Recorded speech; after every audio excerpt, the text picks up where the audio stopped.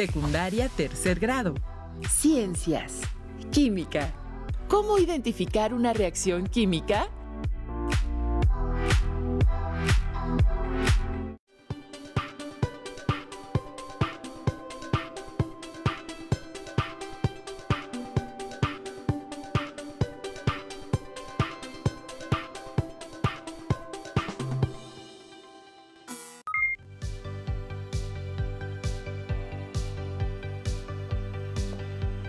Bienvenidas, alumnas y alumnos, a esta sesión de la asignatura de Ciencias Química.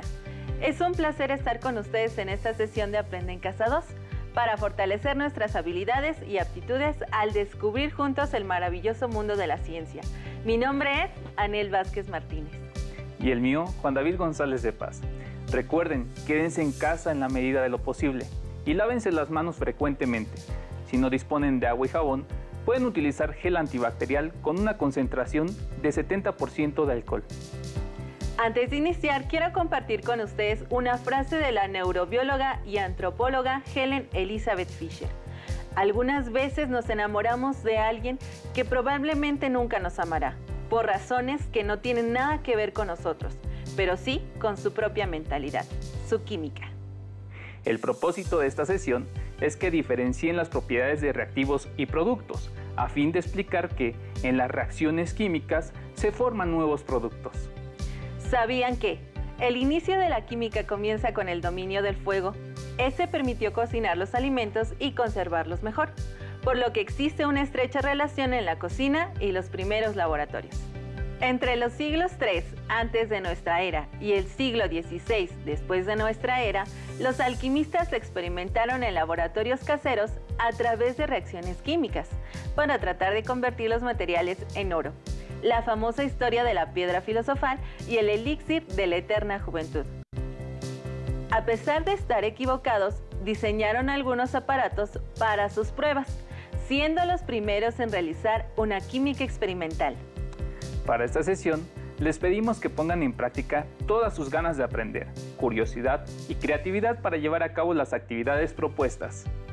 Los materiales que van a utilizar en esta sesión son los siguientes: su libro de texto de Ciencias 3 con énfasis en química, su cuaderno de notas de la asignatura, con la fecha y el título de nuestra sesión, lápiz, colores y bolígrafos. Diariamente usamos materiales para desarrollar nuestras actividades, como por ejemplo, vestir, estudiar, hacer deporte, cocinar o comer. ¿Cómo se han producido estos materiales? A principios del siglo XIX se usaba ropa hecha de lana, seda y algodón, los cuales se obtienen de plantas y animales. Los botones se hacían de huesos de animales y caparazones de tortuga. En el caso de los fertilizantes, se utilizaba estiércol y animales muertos. Las teclas de los pianos se elaboraban con el marfil de los colmillos de elefantes. Todos los materiales en sí provenían de la naturaleza, pero ahora contamos con muchos materiales procesados, es decir, que no existen en la naturaleza. Analicemos las siguientes preguntas. ¿Cómo se pueden obtener nuevos materiales? ¿Por qué se han producido nuevos materiales? ¿Los materiales sintéticos tienen implicaciones en el ambiente? ¿Qué materiales del entorno son naturales? Necesitan anotar las preguntas que se han planteado para después resolverlas con lo aprendido en la sesión. Y si tienen dificultades, pueden consultar su libro de texto. En la química se estudia la composición de la materia, así como sus propiedades y transformaciones. Por ello, es posible conocer qué es lo que sucede cuando se unen químicamente dos o más sustancias. Su conocimiento y aplicación se usa para obtener nuevos materiales que se aprovechan en diferentes actividades. Observen el siguiente video para comprender qué pasa cuando interaccionan químicamente dos sustancias. La industria controla y utiliza diferentes reacciones químicas para la producción de diversos materiales. ¿Cómo? Veamos la siguiente cápsula.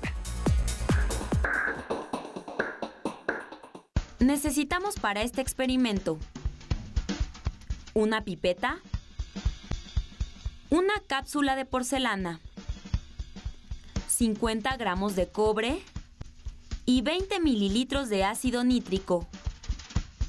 Para la obtención de nitrato de cobre, se vierte el ácido nítrico sobre el cobre.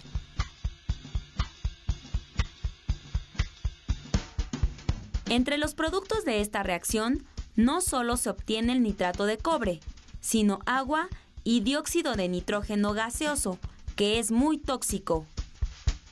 El nitrato de cobre se utiliza en la elaboración de tintes para el cabello.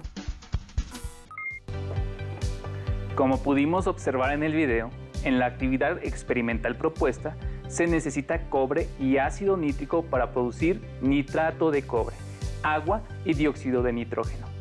Esta reacción se lleva a cabo para obtener el nitrato de cobre, que se emplea en los tintes para el cabello. Con base en este video se plantean 3 preguntas. 1. ¿Cuáles son los reactivos? 2. ¿Cuáles son los productos? 3. ¿En una reacción química, los reactivos cambian sus propiedades físicas y químicas? ¿Por qué? Las respuestas son sencillas. Los reactivos son el cobre y el ácido nítrico, también conocidas como sustancias iniciales. Los productos son el nitrato de cobre, agua y dióxido de nitrógeno, también conocidas como sustancias finales. Efectivamente, cuando existe una reacción química, los reactivos cambian sus propiedades físicas y químicas. En el video observamos que el cobre se encontraba en estado sólido y su color era rojizo anaranjado. Y en la sustancia final o producto se observó que se transformó en una sustancia líquida de color azul. Maestro Juan David, ¿el nitrato de cobre se puede obtener de la naturaleza? No. Es necesario producirlo por medio de una reacción química, al igual que otros materiales que tenemos en nuestro entorno. El amor entra por la nariz, provocando una serie de reacciones químicas ocasionadas por las feromonas. Cuando nos enamoramos, ocurren distintos cambios químicos temporales en el cerebro. Dentro de las sustancias más importantes encontramos serotonina. Se asocia con el bienestar, por ello está estrechamente relacionado con la depresión. Dopamina. Esta sustancia se eleva cuando sienten el reconocimiento de otras personas. Adrenalina. Se libera cuando entran en periodo de estrés o nervios. Se manifiesta cuando les sudan las manos o sienten mariposas en el estómago. Oxitocina. En la sustancia del apego. Bajo sus efectos sentimos bienestar, estamos más tranquilos y con mayor y mejor predisposición ante los demás. Por eso, la oxitocina juega un papel fundamental en el vínculo y el cuidado del bebé. Recordemos que antes no existían tantas sustancias y materiales como los que hoy encontramos en nuestro entorno. En su lugar, se empleaban sustancias y materiales naturales. Veamos algunos ejemplos de materiales naturales, que poco a poco han sido reemplazados gracias al desarrollo de nuevos productos. Un ejemplo del uso de materiales naturales es evidente en la medicina herbolaria. Esta es una práctica muy antigua. ¿Sabían que antes, cuando a alguien le dolía la cabeza, se empleaba la corteza de un árbol que se conoce como sauce? Esta se ponía a hervir en agua para que la corteza soltara una sustancia llamada salicina y después la consumían durante el día para quitar el malestar. Dado a que esta sustancia tiene propiedades antiinflamatorias y analgésicas, además es antifebril. ¿Se imaginan cuántos árboles de sauce se quedarían sin corteza si todos usáramos la medicina herbolaria?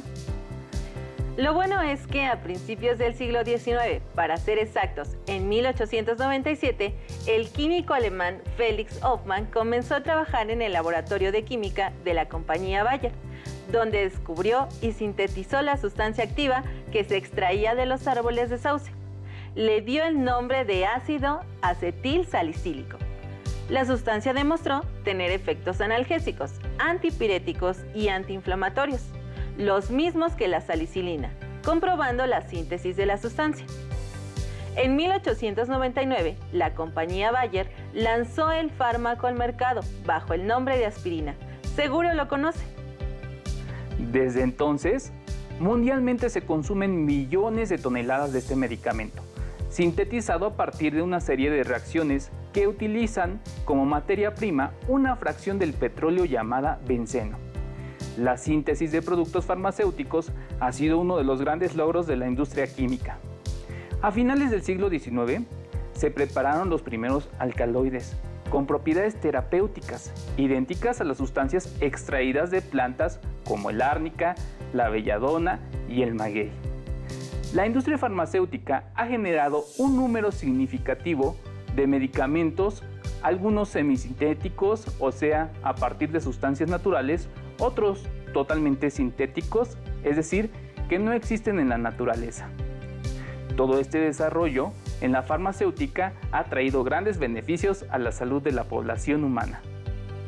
Otro ejemplo del uso de materiales naturales es el algodón, que se utiliza para hacer prendas de vestir, pero se ha logrado sustituir poco a poco por fibras sintéticas como el nylon, poliéster y vinil. Los plásticos son materiales que sustituyen a los productos naturales como maderas, telas o metales. Sin embargo, la producción de estos ha provocado grandes cantidades de basura que no se degrada por acción de los microorganismos. Tardan cientos de años para que se degraden, causando grandes consecuencias a nuestro ambiente. Este material, al igual que otros que han surgido por medio de las reacciones químicas, perjudican de manera drástica a nuestro planeta. Por ello, es necesario optar por desarrollar nuevos materiales que sean amigables con el ambiente. Actualmente se han logrado elaborar bolsas, platos, popotes con materiales biodegradables, como las cáscaras de naranja y las semillas de aguacate. La necesidad de crear nuevos materiales surge porque los recursos naturales se agotan y, por supuesto, no alcanzarían para toda la población mundial. La química no solo ha contribuido a obtener medicamentos, también gran parte de la ropa que vestimos, plásticos y accesorios que utilizamos se producen empleando materiales sintéticos, es decir, materiales que no existen en la naturaleza y que se han generado a partir de las transformaciones químicas. En una reacción química, la transformación de los materiales modifica la forma en que están distribuidos los átomos en las sustancias. Debido a este cambio en su estructura, las nuevas sustancias tienen propiedades distintas. Para entender cómo se producen los nuevos materiales, vamos a utilizar una actividad cotidiana: cocinar. Como saben, esta práctica se explica con la química, ya que los alimentos se transforman mediante procesos como la cocción. La preparación de los panqueques es un ejemplo sencillo que usaremos para explicarles cómo se origina una nueva sustancia por medio de una reacción química. ¿Qué necesitamos para hacer panqueques? Exacto, una taza de leche, un huevo, esencia de vainilla, una taza de harina, mantequilla, una cucharada de levadura, media cucharada de azúcar y 2 cucharadas de aceite. ¿Cuál es el estado de agregación de los ingredientes? Si se dan cuenta, algunos son sólidos y otros líquidos. ¿Qué sucede cuando mezclamos los ingredientes? Se forma una mezcla homogénea, porque no podemos distinguir los ingredientes o sustancias que la conforman. ¿Qué sucede cuando colocamos la masa en un sartén caliente? Sucede una reacción química que produce que la masa se transforme en una sustancia con propiedades diferentes a las iniciales. ¿Qué cambios identifican?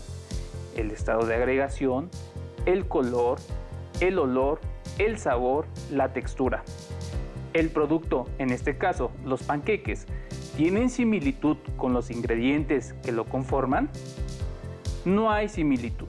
Se originó una sustancia completamente diferente, con propiedades físicas y químicas distintas.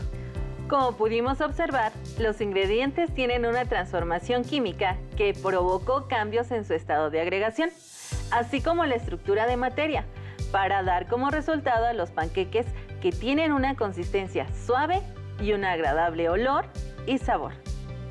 Los científicos hacen algo parecido con las sustancias naturales, para poder transformarlas en nuevas sustancias con propiedades distintas que las hacen valiosas en diferentes ámbitos de nuestra vida, como en la construcción, vestimenta, tecnología, entre otros.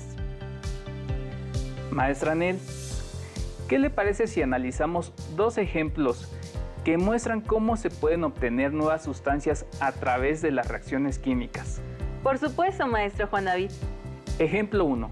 La electrólisis es un proceso mediante el cual se logra la disociación de una sustancia llamada electrolito en los iones que lo constituyen, aniones y cationes, por la conducción de corriente eléctrica. Este proceso se lleva a cabo en una celda electrolítica. Está formada por dos electrodos de un metal inerte, como platino o paladio, conectados a una fuente de energía eléctrica. En la industria se aplica la electrólisis para obtener nuevos elementos como el sodio, aluminio y litio. También se utiliza para galvanizar metales, es decir, cubrir un metal con una ligera capa de otro metal para evitar la corrosión. Otro de los usos de la electrólisis es obtener gases como el hidrógeno y el oxígeno de las moléculas de agua.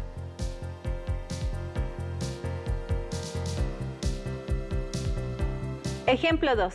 El ácido clorhídrico reacciona con los metales y si por error toca la piel, provoca quemaduras.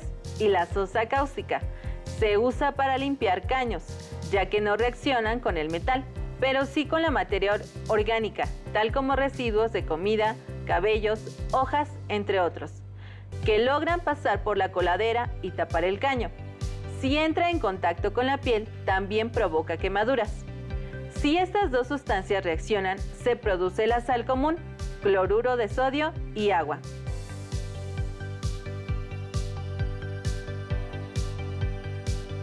En los ejemplos anteriores, podemos apreciar claramente que los productos de las reacciones son muy diferentes a los reactivos, tanto en propiedades químicas como en las físicas. En toda reacción química, unas sustancias llamadas reactivos se transforman en otras llamadas productos.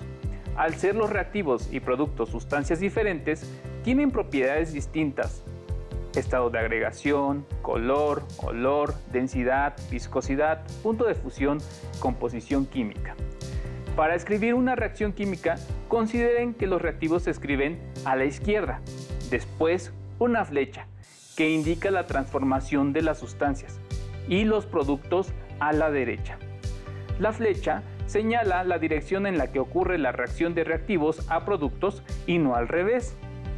Los conocimientos químicos han sido de gran ayuda y tienen mucha importancia en la actualidad, ya que debido a ella hemos conocido la composición de ciertas sustancias y esto nos permite producirlas mediante procedimientos más económicos o con propiedades físicas o químicas mejoradas.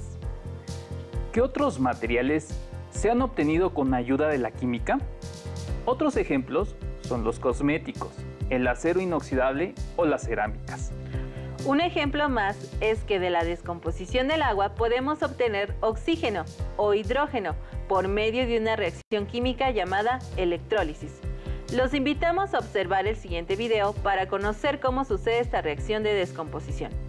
Es sorprendente conocer acerca de las reacciones químicas. Pero, ¿se pueden obtener hidrógeno y oxígeno a partir del agua? Veamos cómo obtener hidrógeno y oxígeno a partir de agua.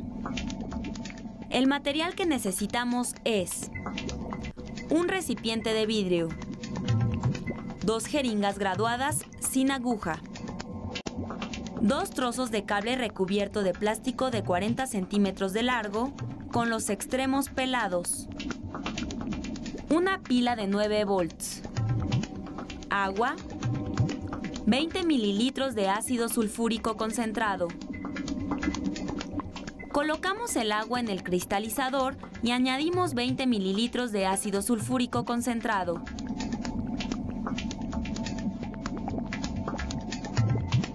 Llenamos las jeringas con la disolución acuosa.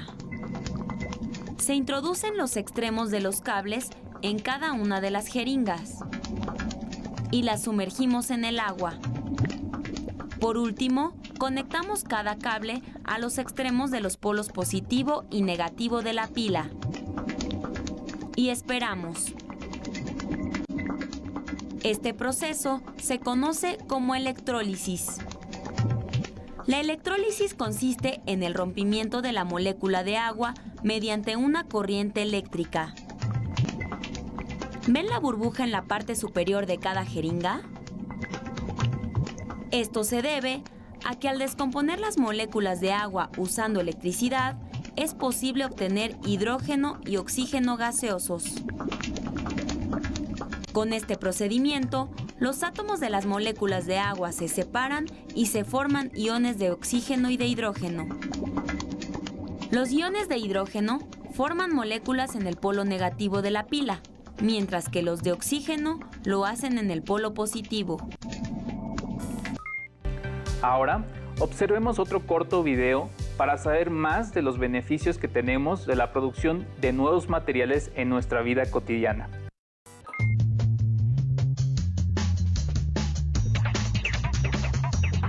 ¿Qué les parece? Gracias a las reacciones químicas podemos elaborar muchos de los productos que usamos en casa como medicamentos, juguetes, pelotas, ropa o hasta los gises. Estos pequeños utensilios que utilizamos a diario en la escuela. En fin, sería muy larga la lista de materiales que son posibles a partir del control de reacciones químicas. Son muchos los productos que se han obtenido por medio del conocimiento de la química. Recordemos que debemos ser conscientes de su uso y optar por alternativas que no afecten nuestro ambiente. Maestro, aunque las reacciones químicas están siempre presentes en nuestra vida cotidiana, ¿qué le parece si realizamos la siguiente actividad experimental? Claro que sí, maestra. Pero antes, recuerden que en caso de hacer las actividades experimentales que se presentan en las sesiones, deben tomar medidas de prevención, como no probar las sustancias, no deben olerlas o tocarlas, ya que pueden generar reacciones alérgicas o quemaduras. Siempre deberán hacerlas en compañía de un adulto. Es cierto, maestro. Debemos ser siempre cuidadosos. Los materiales que vamos a utilizar son 30 mililitros de agua oxigenada, 1 gramo de permanganato de potasio, una probeta, 10 mililitros de agua destilada. En la probeta colocamos 30 mililitros de agua oxigenada. Vamos a hacerlo, maestra. Por favor. Claro que sí, maestro. Con cuidado para que quede todo adentro.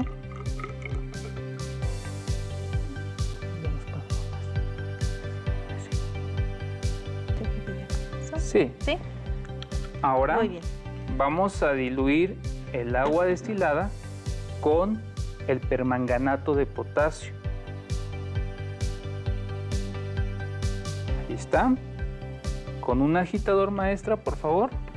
Claro que Lo sí. movemos.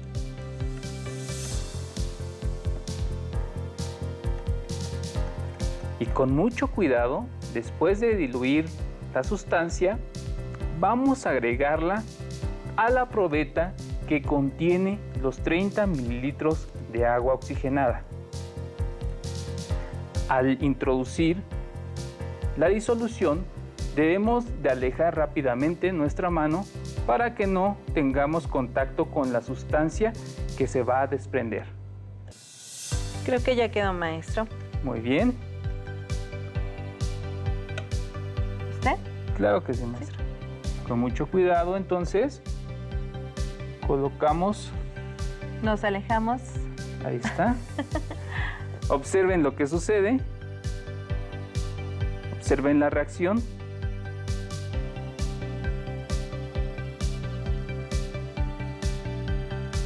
Bien, entonces con eso comprobamos que los reactivos iniciales cambian sus propiedades para producir una sustancia completamente diferente, en la cual podemos observar un cambio en su color y también podemos observar que en la probeta subió la sustancia y posteriormente bajó. Esto por la reacción química originada. Como observamos, las sustancias reaccionaron bruscamente, debido a las propiedades de cada una, generando una reacción que desprende calor, por lo que durante un tiempo no deberán acercarse a la botella. Es momento de que elaboren un mapa conceptual o un cuadro sinóptico, donde expresen lo aprendido en la sesión de hoy. Recuerden contestar las preguntas que se plantearon al inicio del programa. Los materiales que están a nuestro alrededor, como por ejemplo los plásticos, el nylon, el PVC, los medicamentos, las aleaciones de metales, entre otros, se han obtenido a través del conocimiento científico. Estos son elaborados por medio de reacciones químicas entre sustancias que dan como producto una sustancia completamente diferente. Con ello, cambian propiedades como el estado de agregación, la temperatura de fusión o el color, y esto se debe a las reacciones químicas, también conocidas como cambios químicos.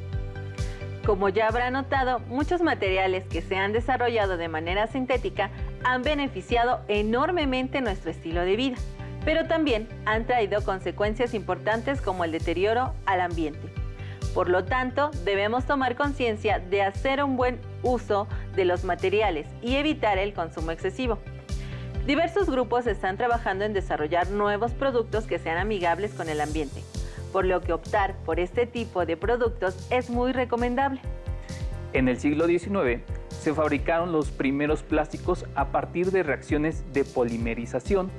En la actualidad, con el desarrollo de la ciencia, tecnología, sociedad y ambiente, se han desarrollado en el área de la salud nuevas aplicaciones. Los también llamados polímeros inteligentes son aquellos que responden a un estímulo externo como la temperatura. Un uso innovador para los polímeros inteligentes es en materiales médicos, que liberan fármacos que ayudan a prevenir infecciones. En el Instituto de Ciencias Nucleares de la Universidad Nacional Autónoma de México se están desarrollando polímeros inteligentes con liberación de fármacos en silicona, en implantes de busto y glúteos. Estos pueden liberar, por ejemplo, diclofenaco o ibuprofeno. También se trabaja en el diseño de catéteres urinarios que evitan la formación de colonias de bacterias. Otros son las gasas inteligentes de colágeno.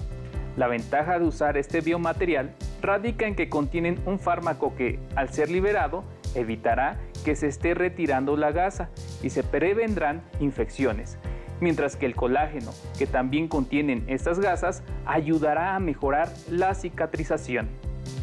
Si quieren seguir aprendiendo más sobre este tema, les invitamos a revisar un viaje por el universo de la revista Conversus del Instituto Politécnico Nacional, con la dirección electrónica que aparece en su pantalla. Listo, terminamos, pero aún nos queda mucho más por explorar y descubrir. Así que nos vemos pronto aquí en Aprende en Casa 2. Hasta la próxima. Si tienes dudas o necesitas ayuda, llama al Centro de Apoyo Pedagógico a Distancia. El número de teléfono para secundaria es el 55 36 01 71 23. Si requieres consultar los libros de texto en versión digital, recuerda que los puedes encontrar en la página conalitec.cep.gov.mx. Y recuerda que también cuentas con el sitio aprendeencasa.cep.gov.mx, en donde podrás ver nuevamente los videos de los programas y además encontrarás actividades para fortalecer tus aprendizajes. También te invitamos a que consultes la plataforma nuevaescuelamexicana.cep.gov.mx.